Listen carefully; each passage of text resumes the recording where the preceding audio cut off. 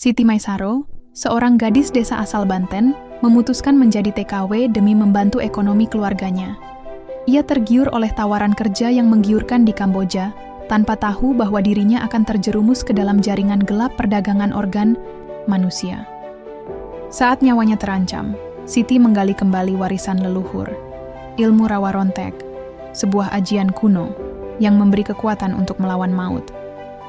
Dibantu oleh kenangan masa kecil, doa ibu, dan sesama korban, ia bertahan dan bangkit, memukul balik sindikat tersebut dari dalam.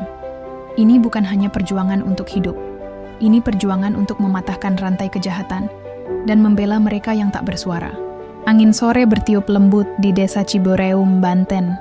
Sawah-sawah menghijau sejauh mata memandang, burung pipit beterbangan rendah, dan bau tanah basah bercampur aroma kayu bakar menyeruak dari rumah-rumah panggung sederhana.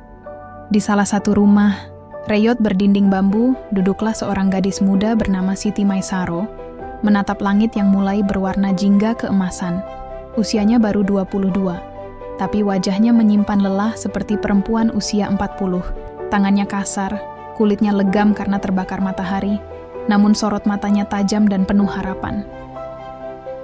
"Bu, kalau Siti kerja ke luar negeri, Ibu kira gimana?" tanya Siti pelan, hampir seperti bisikan. Di depannya, seorang wanita tua yang duduk bersandar di dinding hanya diam. Namanya Bu Warti, ibunya, seorang janda yang sejak dulu mengandalkan penghasilan dari jualan keripik singkong dan daun pisang kering. "Kamu pikir jadi TKW itu enak, Nak?" tanya Bu Warti. "Ibu pernah dengar kabar yang nggak enak. Banyak yang disiksa, ada yang dipulangkan tinggal jasadnya." Siti menelan ludah. Ia tahu ibunya bukan tanpa alasan berkata begitu. Banyak cerita kelam memang datang dari mereka yang pergi ke negeri orang. Tapi hidup di desa juga bukan tanpa derita. Uang 100.000 di sini terasa seperti 10.000. Cepat habis, tak cukup untuk berobat, apalagi memperbaiki rumah yang tiap hujan kebanjiran. Siti cuma pengen bantu ibu. Kalau terus begini, kapan bisa punya harapan? Kemarin Pak Marwan datang, dia bilang ada lowongan di Kamboja. Nggak susah, cuman bantu di rumah orang tua. Katanya aman. Bu Warti mendesah berat. Pak Marwan itu calo. Dia manis di mulut, tapi ibu nggak yakin hatinya semanis itu. Siti memalingkan wajah. Ia paham kekhawatiran ibunya, tapi hatinya terlanjur bulat. Ia ingin keluar dari lingkaran kemiskinan. Ia ingin melihat dunia lain, dan mungkin pulang suatu hari membawa sesuatu yang lebih dari sekadar luka. Malam itu, suara jangkrik bersahutan. Di bilik bambu kecil, Siti tak bisa tidur. Ia teringat almarhum kakek Jayadi, lelaki tua yang dulu suka mengajarinya tentang ajian-ajian kuno. Salah satunya adalah rawa rontek, ilmu yang katanya bisa menjaga tubuh dari kematian. Tentu waktu itu ia hanya mengangguk-angguk, mengira itu cuma dongeng orang tua. Aji itu bukan buat gagah-gagahan, kata kakeknya waktu itu.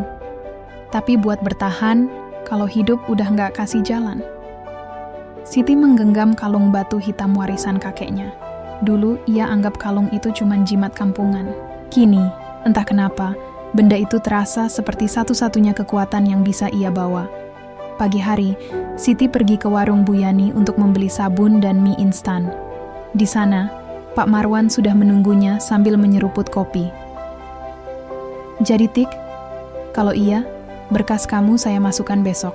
Paling 2 minggu udah berangkat," kata Pak Marwan. Siti menatap wajah pria berambut licin itu. Ada yang membuatnya ragu, tapi ia juga tahu kalau terlalu lama menunggu, kesempatan bisa lepas. "Jadi Pak," ucapnya akhirnya.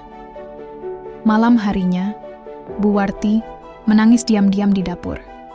Ia tidak ingin Siti tahu. Dalam hati, ia merasa gagal sebagai orang tua. Tapi ia juga tahu, jika ia terus menahan anaknya, sama saja dengan menahannya dalam kemiskinan.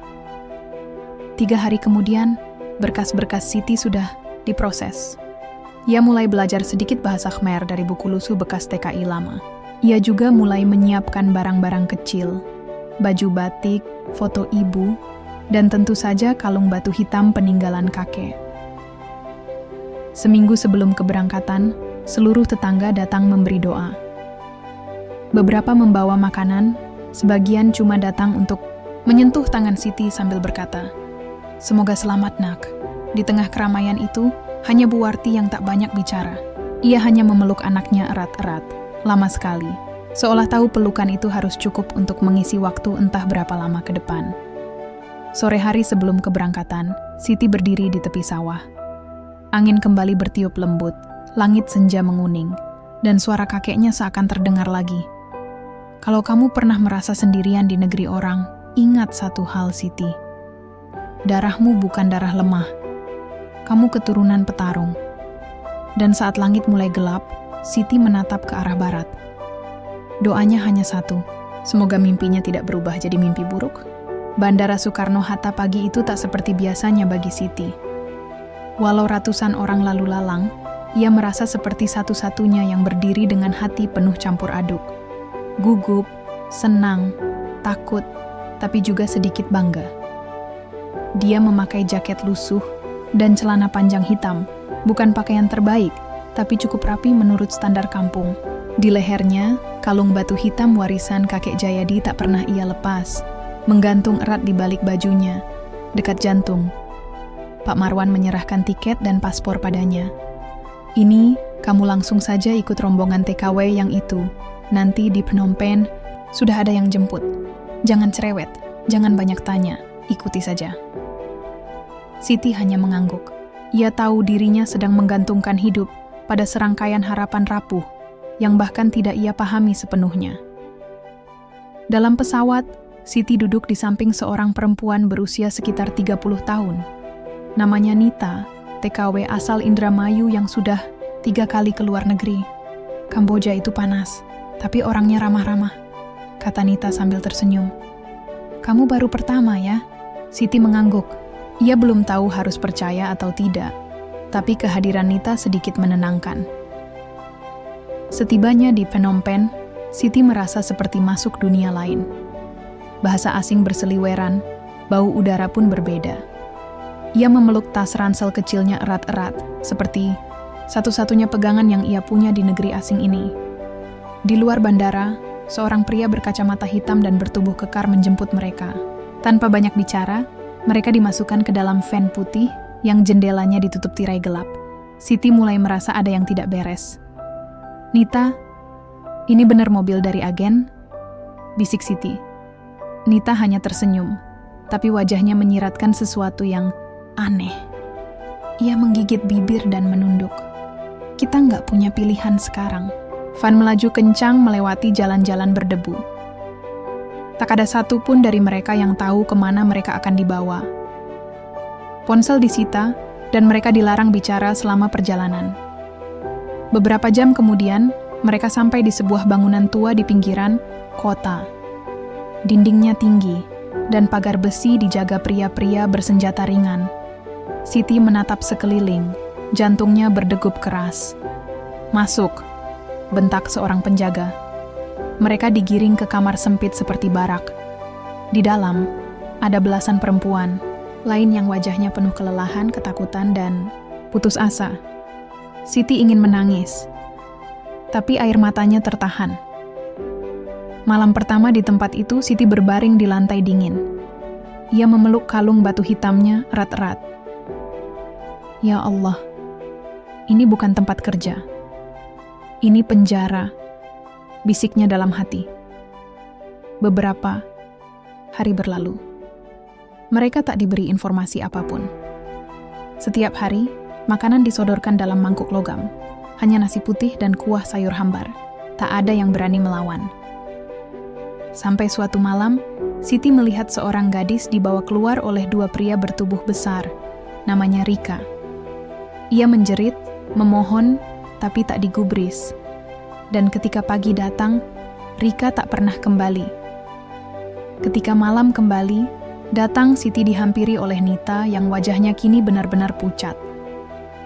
"Mereka bukan agen kerja, ini sindikat Siti. Mereka jual organ manusia." Siti terdiam. Dunia seperti runtuh di atas kepalanya.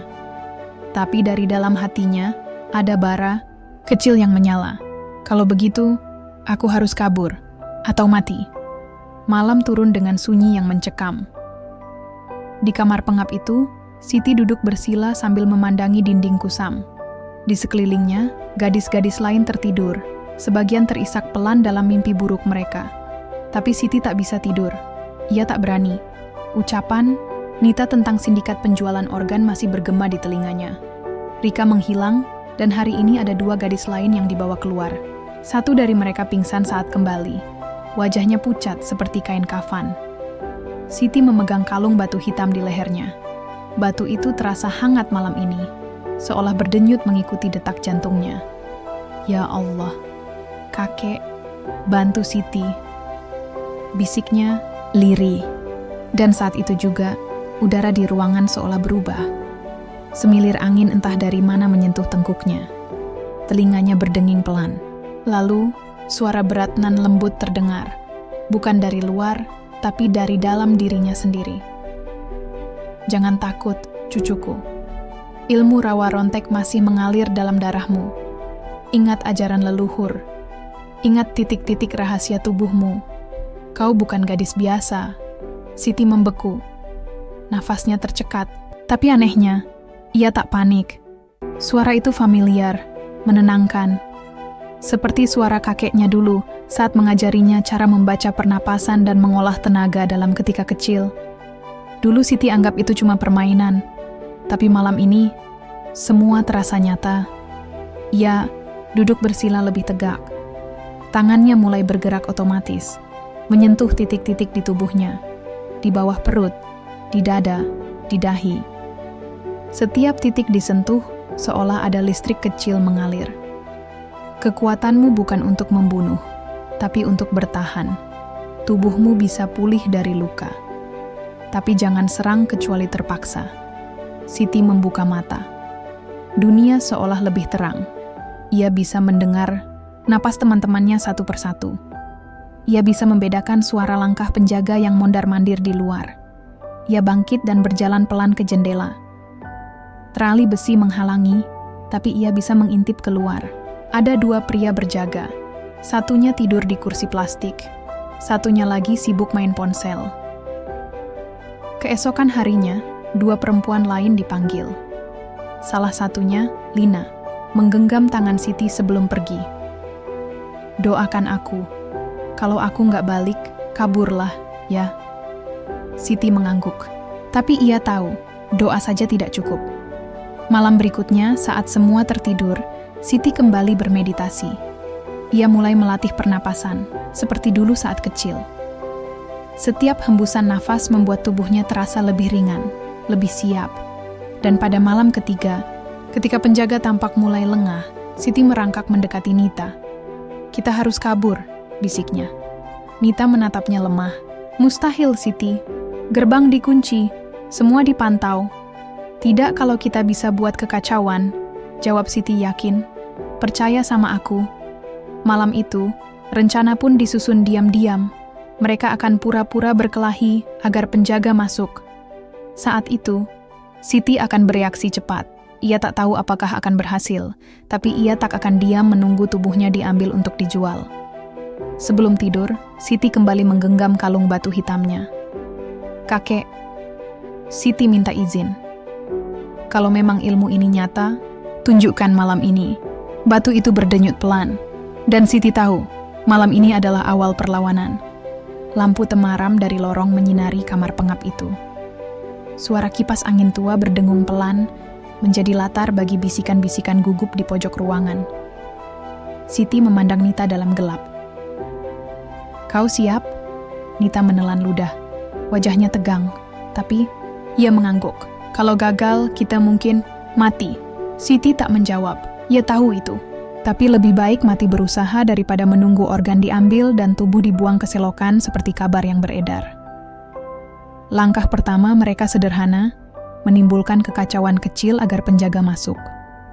Lina, salah satu gadis yang juga ikut, menggigit bibir lalu pura-pura berteriak histeris. Tolong! Nita nyakar aku, dia gila! Tolong! Jeritan itu membuat semua gadis terbangun. Beberapa ikut panik. Suara langkah cepat terdengar dari luar. Dua pria membuka pintu dengan kasar. Apalagi ini, hah? Saat itulah Siti bergerak. Dengan kecepatan yang bahkan mengejutkan dirinya sendiri, ia menyelinap ke belakang salah satu penjaga dan menekan titik di lehernya, seperti yang diajarkan kakeknya dulu. Lelaki itu mendengus pelan, lalu jatuh pingsan. Yang satu lagi sempat berbalik, tapi Nita melempar selimut ke wajahnya. Siti melompat, mendorongnya ke dinding. "Maaf," bisiknya, sebelum menekan titik di bahu pria itu. Ia meronta sebentar, lalu lemas tak sadarkan diri. Ruangan menjadi hening. Semua gadis terdiam, memandang Siti seolah baru pertama kali melihatnya.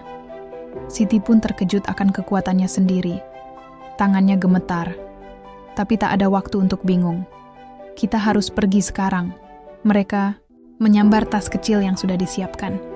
Tidak ada waktu untuk berpikir panjang. Siti menuntun mereka menyusuri lorong belakang. Di ujung lorong, sebuah pintu besi menghalangi jalan. Terkunci. Tapi Siti sudah memperhitungkan ini. Ia menutup mata sejenak, meraba bagian tertentu dari dinding di samping pintu. Kakeknya dulu berkata, setiap bangunan tua pasti punya titik lemah, dan disinilah kekuatan rawa rontek bisa membantu. Dengan satu dorongan keras, ia menghantam bagian sambungan engsel. Pintu bergoyang. Ia mendorong sekali lagi, dan brak! Engselnya patah sebagian. Cukup untuk membuat celah. Satu persatu gadis keluar, menahan napas di antara semak-semak. Udara malam terasa seperti kebebasan, tapi belum selesai. Di depan, ada pagar setinggi 2 meter. Dan di luar pagar, hutan kecil yang jadi satu-satunya jalan keluar. "Kita harus manjat," ujar Siti cepat. Lina hampir menangis. Aku nggak kuat, Siti." Siti menarik napas. Ia memegang bahu Lina. "Kau kuat, karena kau harus kuat. Kalau tidak, mereka akan kembali." Dengan bantuan Siti dan Nita, satu persatu gadis berhasil melewati pagar. Tapi saat giliran Siti naik, suara alarm meraung dari dalam bangunan. "Mereka sadar!" teriak Nita Siti, meloncat ke atas pagar dengan sisa tenaga. Suara langkah mengejar mulai terdengar, tapi Siti tak menoleh. Ia mendorong semua gadis masuk ke hutan, menuntun mereka menyusuri semak dan pohon rimbun. Di tengah pelarian, terdengar suara tembakan di udara. Satu peluru nyaris mengenai pohon tempat mereka berlindung, tapi mereka terus berlari. Setelah hampir 1 jam menyusuri hutan, akhirnya mereka tiba di jalan kecil yang jarang dilalui. Siti terjatuh ke tanah, napasnya tersengal, tubuhnya gemetar. Tapi ia tahu, mereka selamat. Untuk saat ini. "Kita kemana sekarang?" tanya Lina. Siti menatap jalanan gelap di hadapannya. "Kita cari kantor polisi atau kedutaan. Tapi yang paling penting, kita jangan pernah pisah lagi." Dan malam itu, di bawah langit Kamboja yang kelam, Siti Maisaro tak lagi hanya seorang TKW. Ia menjadi pelindung, pemimpin, dan api kecil dari warisan leluhurnya baru saja menyala. Pagi menyapa dengan matahari yang belum sepenuhnya terbit, tapi panasnya mulai merambat di sepanjang jalanan kecil. Siti dan 6 gadis lain duduk bersandar di belakang sebuah warung kosong. Pakaian mereka kotor, wajah lelah, dan mata penuh kekhawatiran. "Kita nggak bisa terus sembunyi gini," desis Nita, memegang lututnya yang lecet. "Mereka pasti udah nyari kemana-mana."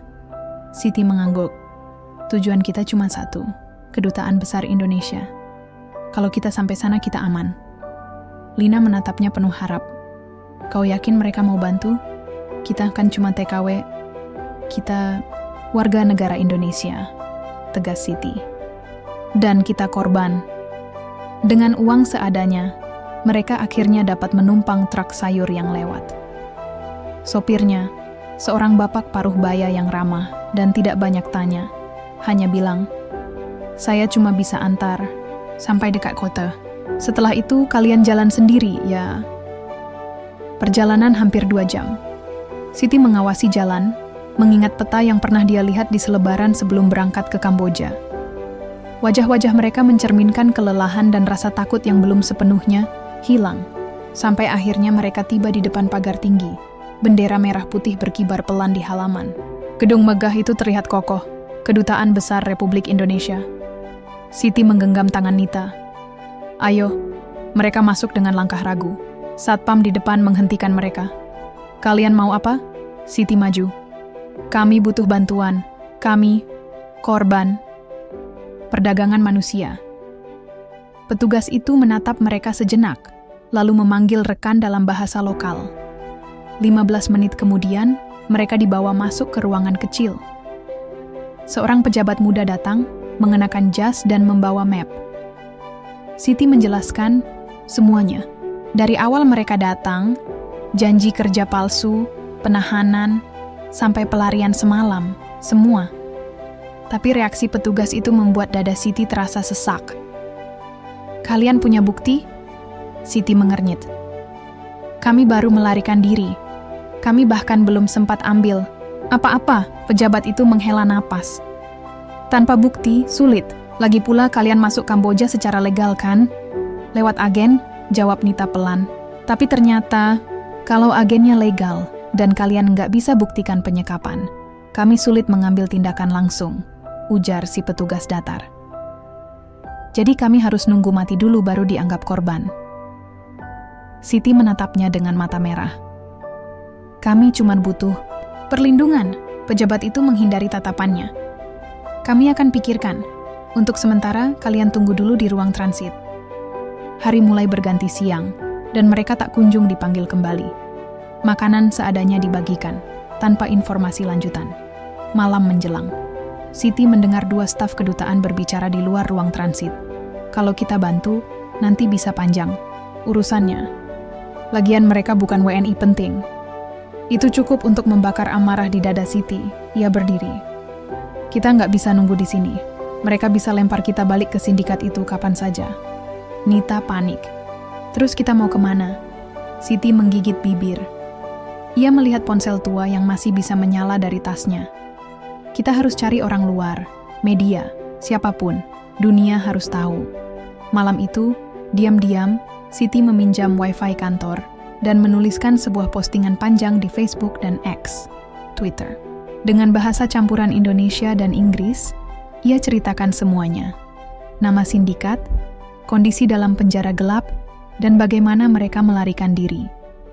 Ia mengunggah foto-foto wajah mereka, luka-luka yang masih membekas, dan menulis, "Kami adalah wanita-wanita Indonesia yang dijual dan hampir kehilangan nyawa. Jika ini dibaca oleh siapapun di luar sana, tolong bantu kami. Jangan biarkan kami dibungkam." Lalu ia kirimkan juga ke beberapa akun aktivis dan jurnalis yang pernah ia dengar. Sebelum berangkat ke luar negeri, keesokan harinya dunia digital mulai bergerak. Satu demi satu, akun media alternatif membagikan kisah mereka. #HH Selamatkan Siti mulai ramai di Twitter Indonesia. Dan untuk pertama kalinya, kedutaan mulai gelisah. Tapi Siti tahu, ini baru permulaan. Musuh yang mereka lawan lebih besar dari sekadar sindikat. Ini adalah jaringan yang menyentuh kekuasaan, dan mereka tidak akan tinggal diam. Pagi itu, langit Kamboja terlihat biasa saja. Tak ada tanda-tanda badai, tapi badai sesungguhnya sedang bergerak di balik tembok kedutaan. Siti membuka mata lebih pagi dari biasanya. Ia merasa dadanya sesak, seperti ada sesuatu yang akan terjadi. Naluri lamanya berbisik pelan. Ada yang tidak beres. 2 jam setelah sarapan seadanya diberikan, seorang staf kedutaan bernama Pak Tio masuk ke ruang transit dengan senyum kaku. "Kalian semua, ayo ikut saya. Ada beberapa orang dari instansi lokal yang mau bertemu." Siti mengernyit. "Instansi lokal?" "Polisi Kamboja," jawabnya cepat. "Katanya mereka ingin pastikan status kalian. Standar prosedur." Siti berdiri paling belakang, menggenggam tangan Nita. "Tapi kenapa nggak diberitahu sebelumnya?" tanya Nita pelan. Siti tidak menjawab. Hatinya mulai berdebar. Ia tahu ini bukan sekadar prosedur. Ketika mereka sampai di ruang pertemuan bawah, 2 pria berjas hitam sudah duduk santai di sofa kulit. bukan seragam polisi. Mata mereka dingin, seperti sedang menilai harga barang dagangan. Salah satunya berdiri, lalu tersenyum pada Siti. "Maisaro Siti?" Siti menatapnya, tak menjawab. Lelaki itu lalu berkata dalam bahasa Inggris patah-patah, "You come with us. You property of Tan International. You sign contract." "Kontrak?" "Saya dijebak. Itu bukan kontrak kerja, itu perbudakan," seru Siti. Namun, petugas kedutaan justru berdiri kikuk. "Bu Siti, kalau memang ada kontrak legal, mereka punya hak." Siti merasa dunia berputar. Telinganya berdenging. Ia memandang ke arah jendela, seolah mencari lubang keluar. Dan saat itu juga, tubuhnya mulai bereaksi. Sejak kecil, neneknya selalu berkata, "Kalau kau terdesak dan nyawa berada di ujung tanduk, panggil rawa rontek dalam hatimu." Ia menutup mata. Dalam hening itu, ia membayangkan bayangan neneknya berdiri di antara kabut, memegang tongkat kayu dan berkata, "Kekuatan perempuan Banten bukan cuma air mata." Siti mulai merapalkan dalam hati sebuah mantra tua. Lantunan yang pernah ia dengar di kebun belakang rumah saat nenek menumbuk bunga kenanga. Tangan kirinya mulai bergetar, suhu tubuhnya naik, dan ketika pria berjas hitam itu mencoba menarik tangannya, tubuh pria itu terpental, menghantam dinding dengan keras. Semua terdiam. Siti membuka mata. Bola matanya terlihat berbeda. Ada aura kelam, merah membara, bercampur, hijau seperti dedaunan rimba. "Jangan sentuh aku," bisiknya, pelan, namun menggema. Para staf mundur. Salah satu dari mereka berseru, "Dia kerasukan." Siti tahu, ini bukan kerasukan biasa. Ini adalah warisan rawa rontek. Ilmu yang membuat tubuh tak bisa mati sebelum waktu. Ilmu yang membuat luka menutup, darah berhenti mengalir, dan rasa takut menjadi kekuatan. Lelaki satunya mencoba mengeluarkan pistol dari pinggangnya. Tapi sebelum sempat menembak, meja kayu di depan mereka terlempar seperti ditiup angin besar. "Cukup!" Siti berseru. Suaranya menggema 2 kali. Nita berteriak, "Siti, kamu kenapa?" Siti menoleh, dan perlahan cahaya di matanya meredup. Ia terengah-engah. Aku nggak bisa diam lagi. Mereka mau bunuh kita, dan tidak ada yang bisa bantu, kecuali diri kita sendiri." Petugas kedutaan ketakutan. Pak Tio mencoba menelepon seseorang, tapi Siti menghampirinya. "Pak," ujarnya dengan nada lembut, "jika saya mati di sini, satu Indonesia akan tahu siapa yang membiarkannya." Pak Tio diam. Beberapa jam setelah insiden itu, kabar menyebar cepat. Video dari CCTV kedutaan bocor entah dari mana. Warganet mulai mempertanyakan, kenapa ada pria bersenjata ingin menjemput WNI dari dalam kedutaan? Tagar, Nyan selamatkan Siti, berubah menjadi bubarkan sindikat TKI, pemerintah mulai tertekan. Kedutaan panik. Namun sindikat lebih panik lagi. Mereka mulai menurunkan orang-orangnya ke jalanan Phnom Penh, mengintai, mencari. Dan malam itu, saat semua orang tertidur di ruang transit, Siti mendengar suara langkah kaki berat di lorong. Ia membuka mata. Cahaya, matanya kembali menyala pelan. Pertempuran sesungguhnya baru akan dimulai. Malam itu, udara di ruang transit kedutaan berubah dingin tak biasa. Angin seolah menyusup dari sela-sela jendela, membawa bisikan yang hanya bisa didengar mereka yang waspada. Siti duduk bersila di sudut ruangan, menatap pintu yang sedikit terbuka. Matanya belum terpejam sejak insiden siang tadi. Ia tahu mereka akan datang. Bukan sekadar manusia, tapi makhluk-makhluk yang dikirim oleh mereka, yang paham betul cara membungkam orang seperti dirinya. Sindikat itu bukan hanya jaringan kriminal biasa. Mereka punya orang dalam, bahkan kekuatan supranatural. "Tidur, Sid," bisik Nita dari balik selimut. "Kalau terus begini, kamu bisa sakit." Siti hanya tersenyum kecil. "Aku harus jaga kita malam ini. Aku bisa rasakan mereka sudah dekat." Tiba-tiba, tuk-tuk-tuk. Bunyi sepatu berat terdengar dari ujung lorong. Langkah kaki lambat tapi pasti, mendekat ke arah ruang transit. Semua gadis yang ada di ruangan itu langsung terdiam, napas ditahan. Jantung berdetak cepat. Siti berdiri perlahan, mendekati pintu dan mengintip lewat celah. Sosok tinggi berpakaian hitam berdiri di ujung lorong. Tapi yang membuat bulu kuduk berdiri adalah matanya. Kosong, hitam legam, dan tubuhnya tak tampak. Bernapas. Sosok itu bukan manusia biasa. Siti menarik napas dalam, lalu melangkah keluar dari ruangan. "Jangan buka pintu apapun," katanya pada teman-temannya. Apapun yang terjadi, ia menatap sosok itu lurus-lurus. "Kau datang untukku?" Makhluk itu tidak menjawab, hanya mengangkat satu tangan, memperlihatkan gelang kayu dengan manik, merah darah. Gelang itu, Siti mengenalnya. Itu milik salah satu korban yang dulu pernah bekerja di perusahaan yang sama, kini hilang tanpa jejak. Amarah Siti menyala. Ia menunduk dan mulai berzikir pelan, menyebut nama-nama leluhur dan kalimat-kalimat yang pernah diajarkan oleh neneknya. Suara zikirnya menggema, udara sekitar mulai terasa berat, dan makhluk itu mulai gemetar. "Balik ke tempat asalmu," seru Siti, kini suaranya berat, bercampur gema dari entah berapa jiwa yang menyertainya. Tiba-tiba tubuh makhluk itu mencelat ke belakang, menghantam dinding keras hingga retak. Ia lalu berteriak dengan suara yang bukan suara manusia. Jeritan itu membangunkan seluruh gedung. Para petugas kedutaan panik, berlarian.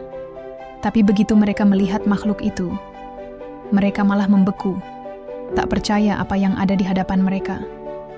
Makhluk itu akhirnya menghilang, tapi meninggalkan noda hitam di lantai dan dinding. Sebuah peringatan, kami belum selesai. Keesokan harinya, Siti dipanggil ke ruang kepala perwakilan. "Maisaro, kamu tahu apa yang sedang kamu hadapi?" tanya kepala kedutaan, seorang pria parubaya yang tampak lebih lelah dari biasanya. Siti hanya mengangguk. "Saya tahu, saya sedang menghadapi sesuatu yang lebih besar dari sekadar perdagangan manusia. Ini sindikat yang mencampur kekuatan dunia hitam dengan bisnis gelap. Dan kau pakai cara yang sama untuk melawan mereka?" Pria itu menatap tajam. Siti menunduk. "Saya hanya pakai apa yang saya punya, apa yang diwariskan nenek saya, bukan untuk menyerang, tapi bertahan hidup." "Hening beberapa saat. Kami akan pulangkan kamu secepatnya," ucapnya kemudian. "Tapi kamu harus tahu, jika kamu buka mulut di Indonesia, mereka tak akan diam. Mereka punya kaki tangan di mana-mana." Siti mengangguk, tapi hatinya sudah bulat. "Saya akan pulang, tapi saya tidak akan diam." Malamnya, Siti menulis surat panjang kepada ibunya. Ia tidak tahu apakah surat itu akan sampai, tapi ia tetap menulis. Ia menceritakan semuanya, perjalanan kelamnya, kekuatan yang terbangun dalam dirinya, dan bahaya yang mengintai. Tepat sebelum tidur, ia bermimpi. Dalam mimpinya, ia bertemu neneknya lagi. Berdiri di tepi rawa dengan tongkat di tangan. Tersenyum, penuh arti. "Sudah waktunya kau kembali ke tanahmu, cucuku," kata sang nenek. "Tapi ingat, perang belum selesai. Di negeri sendiri mereka juga menunggu."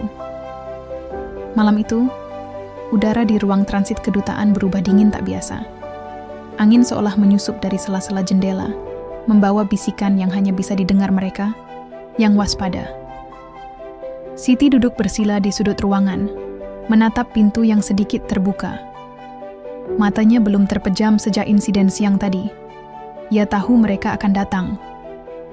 Bukan sekadar manusia, tapi makhluk-makhluk yang dikirim oleh mereka yang paham betul cara membungkam orang seperti dirinya. Sindikat itu bukan hanya jaringan kriminal biasa. Mereka punya orang dalam, bahkan kekuatan supranatural.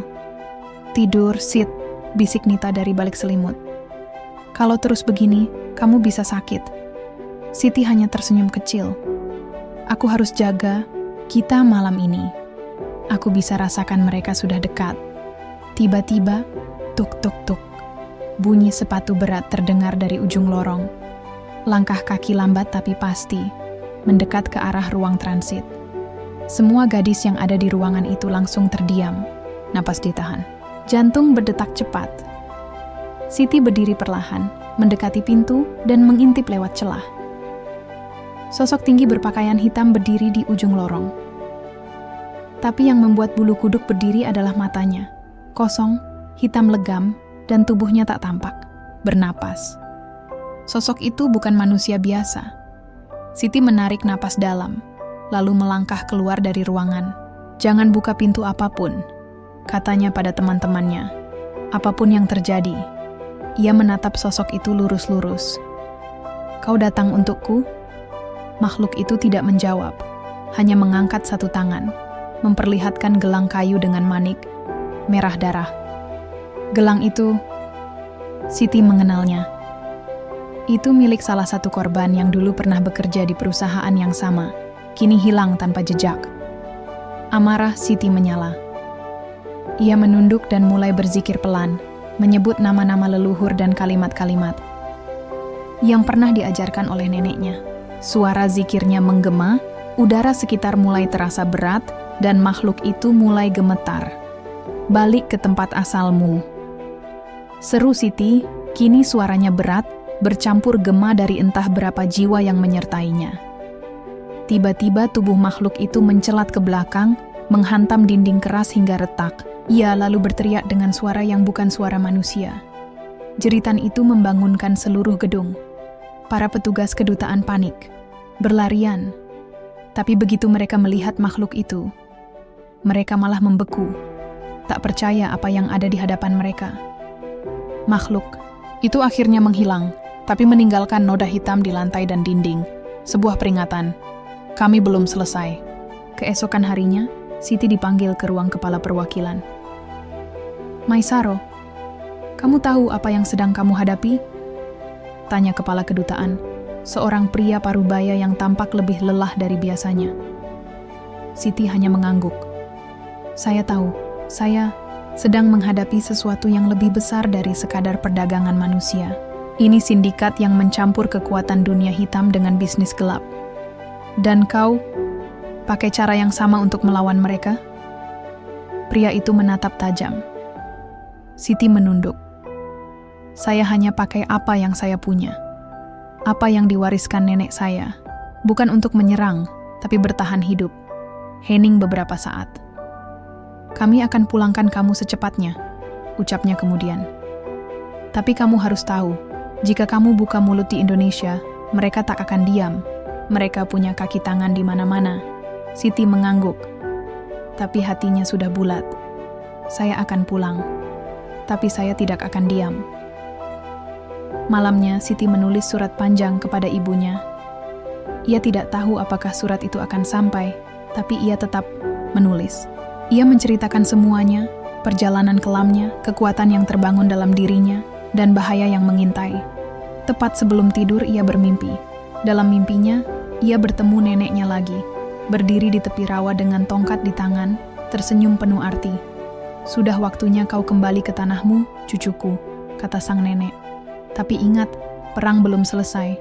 Di negeri sendiri, mereka juga menunggu." Hujan mengguyur Bandara Soekarno-Hatta saat pesawat dari Phnom Penh mendarat.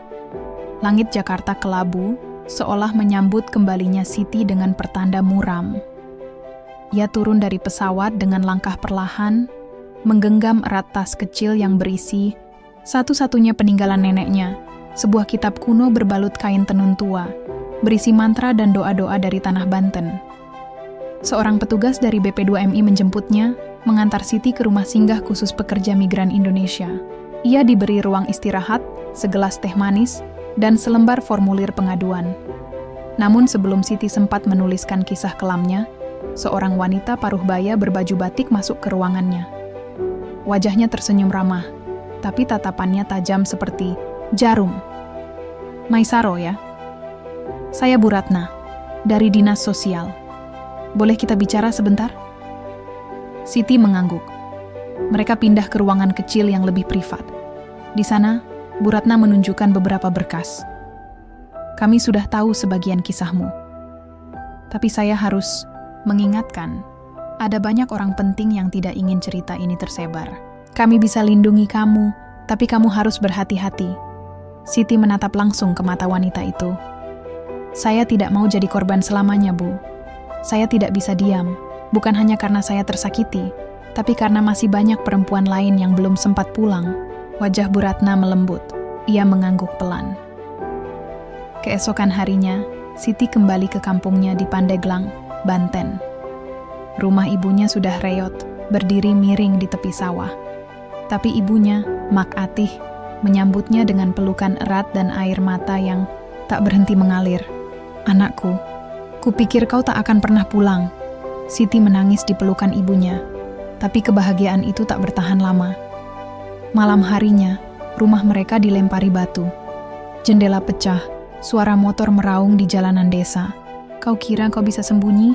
Suara dari luar menggema. "Kami tahu kau bawa rahasia." Siti bangkit, mengejar keluar rumah, tapi para pelaku sudah menghilang di jalan gelap. Mak Atih hanya duduk gemetar di pojok rumah. "Ini belum selesai, Mak," ucap Siti sambil mengelus punggung ibunya. "Tapi aku nggak takut." 2 hari kemudian, seorang wartawan lokal bernama Raka datang menemui Siti. Ia sudah mendengar kabar tentang kepulangan Siti dan keberaniannya melawan sindikat gelap. "Aku tahu ini berbahaya," kata Raka.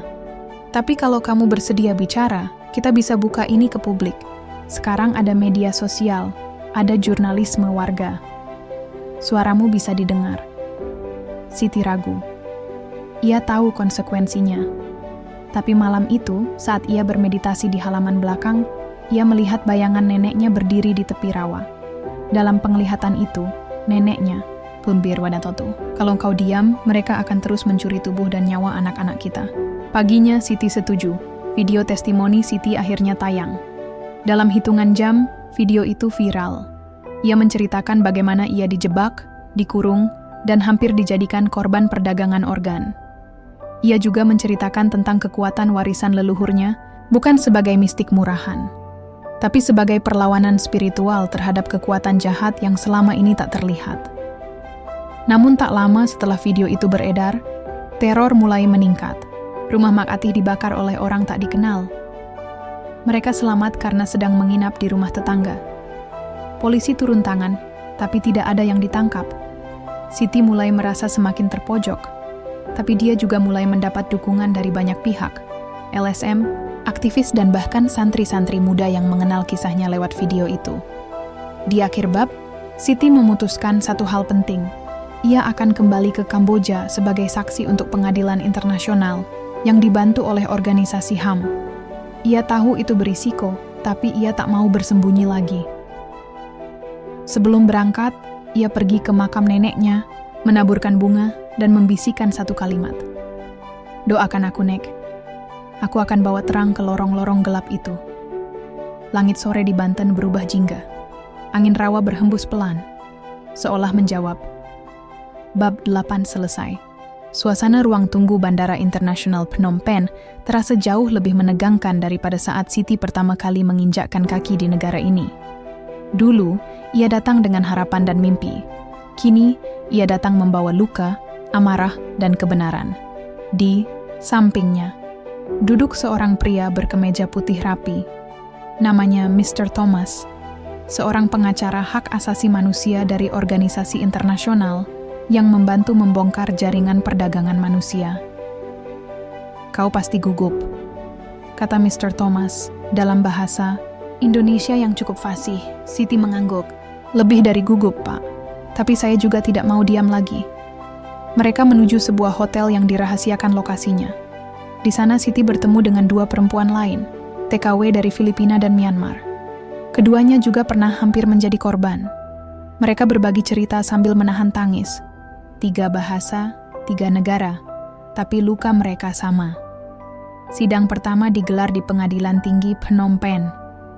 Siti duduk di ruang saksi, berjilbab putih dan mengenakan kebaya sederhana warna krem. Matanya lurus menatap hakim, suaranya jelas meski sempat bergetar. "Mereka bilang saya akan bekerja sebagai pembantu rumah tangga. Tapi yang saya temui adalah ruang sempit, tangan terikat, dan suara dokter yang berkata, 'Hati kamu sangat bagus kualitasnya.'" Ruang sidang terdiam. Seorang pria berpakaian tahanan duduk di kursi terdakwa, Vuthi. lelaki yang dulu menjadi perekrut Siti di Facebook. Ia tampak tenang, namun matanya memancarkan ancaman. "Apakah kau mengenali orang ini?" tanya hakim. Siti menatap Futi, lalu mengangguk. Dia yang membawa saya masuk ke neraka." Setelah sidang, Siti diberi waktu beristirahat. Tapi di malam hari, telepon hotel berdering. Tidak ada suara di ujung sana, hanya napas berat. Kemudian suara pelan berkata, "Kau seharusnya tidak kembali." Siti merinding. Tapi ia menutup telepon itu dengan tangan gemetar, lalu duduk bersila di atas tempat tidur. Ia buka kitab warisan neneknya, membaca doa pelindung dari gangguan niat jahat manusia. Ia memejamkan mata, membiarkan kekuatan doa meredam ketakutannya. Keesokan harinya, video pengakuan Siti yang sebelumnya viral di Indonesia mulai diberitakan oleh media internasional. Banyak LSM dan tokoh publik bersuara. Tekanan publik memaksa pemerintah Kamboja untuk lebih terbuka. Namun di tengah perhatian dunia itu, sebuah fakta mengejutkan terungkap.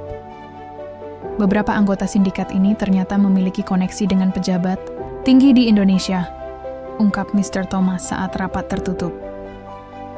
"Ini bukan hanya tentang kamu, Siti. Ini sudah menjadi konspirasi lintas negara." Siti terdiam. Rasanya seperti dihantam gelombang besar. "Jadi, apa semua ini sia-sia?" tanyanya. "Tidak. Justru karena kamu bersuara, semua ini terbuka," jawab Mr. Thomas. "Sekarang mereka takut karena kamu menolak dibungkam." Sidang lanjutan menghadirkan bukti-bukti baru, rekaman transaksi, daftar nama korban, hingga hasil investigasi medis yang menunjukkan bahwa operasi pengambilan organ dilakukan secara ilegal dan tanpa anestesi memadai. Beberapa korban yang selamat mulai bersuara. Ada yang dari Vietnam, ada juga yang dari Thailand. Siti duduk di antara mereka, menggenggam tangan para perempuan itu. Mereka semua berbeda negara, tapi terikat oleh keberanian yang sama. Di malam terakhir sebelum sidang putusan, Siti bermimpi bertemu neneknya. Dalam mimpi itu, ia duduk di tepian rawa dengan bulan penuh menyinari wajahnya. "Maisaro," kata sang nenek, "air rawa bisa keruh, bisa tenang, tapi yang kuat selalu tahu kapan harus diam dan kapan harus menghantam." Ketika Siti terbangun, ia tahu esok adalah hari penentu. Putusan akhir. Futi dijatuhi hukuman penjara seumur hidup. 2 dokter yang terlibat dijerat dengan dakwaan tambahan, dan jaringan mereka dinyatakan sebagai kelompok kriminal transnasional. Tapi belum semua selesai. Karena nama-nama dalam dokumen sindikat menyebutkan beberapa pejabat asal Indonesia. Nama-nama yang tak asing bagi Siti, karena salah satunya adalah seseorang yang dulu ikut membujuknya untuk berangkat ke luar negeri. Bab 9 berakhir di sini. Langit serang berwarna jingga ketika roda pesawat mendarat dengan lembut di Bandara Soekarno-Hatta. Siti Maisaro menatap keluar jendela, matanya berkaca-kaca. Aroma tanah air seolah menyapa hatinya. Meski tubuhnya penuh luka, jiwanya mulai pulih. Di pintu kedatangan, ia disambut tangis bahagia Bu Rukayah, ibunya, yang langsung memeluknya erat. Warga desa menyambut Siti bak pahlawan. Namun, senyuman yang ia berikan menyimpan rasa tanggung jawab yang dalam. "Aku bukan pahlawan," katanya kepada seorang wartawan. "Aku hanya tidak ingin ada perempuan lain yang mengalami apa yang aku alami." Hari-hari berlalu. Nama Siti Maisaro semakin dikenal. Video pengakuannya terus beredar, disaksikan oleh jutaan orang. Ia diundang ke acara televisi, jadi pembicara di seminar, bahkan ditawari menjadi duta anti perdagangan manusia. Tapi Siti menolak banyak tawaran. Ia punya rencana lain. Bersama dengan bantuan beberapa LSM dan warga lokal, ia membuka Pondok Rawa, Rontek, sebuah rumah perlindungan dan pelatihan bagi para calon TKW dan korban perdagangan manusia. Di rumah sederhana yang dulunya adalah gudang kosong, kini berdiri papan kayu dengan tulisan tangan. Tempat untuk pulang, tempat untuk berani bermimpi lagi. Di sana, para perempuan belajar keterampilan, menjahit, memasak, hingga literasi, hukum dan keuangan. Mereka juga diajak mengenal kembali akar budaya, termasuk warisan leluhur seperti doa-doa pelindung, pijat tradisional, dan tanaman obat. Siti mengajar dengan sabar, bercerita tanpa menyembunyikan luka-lukanya, tapi dari luka itulah tumbuh kepercayaan. Suatu malam, Siti duduk di tepi sawah. Langit bersih, suara jangkrik mengisi udara. Di sampingnya, duduk seorang gadis muda bernama Yanti, calon TKW yang batal berangkat ke Timur Tengah setelah mengikuti pelatihan di pondok. "Kak Siti," bisiknya, "kalau waktu itu kakak menyerah, mungkin aku sekarang sudah di tempat yang gelap." Siti menatap langit. "Makanya, jangan pernah biarkan orang lain mendikte harga hidup kita." Ia menggenggam tangan Yanti. "Kamu lebih kuat dari yang kamu kira. Jangan tunggu sampai dunia membuatmu hancur untuk menyadarinya." Berita terakhir datang dari Kamboja.